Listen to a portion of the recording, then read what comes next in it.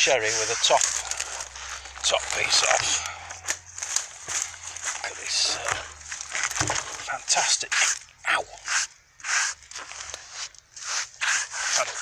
fantastic grain there, look at that.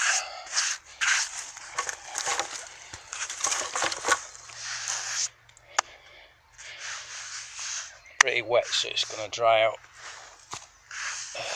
So watch it cracking like every other bit of wood I've milled has done. So I'm going to get some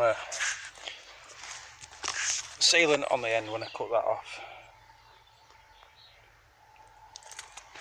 So I'd recommend getting a proper milling bar, these narrow gauge 3/8, whatever they are. That was tighten up obviously. So the bigger the saw the better. I was using my old 365 before with a normal gauge chain, and like I say, it wants sharp and right and it was hard work, but this is like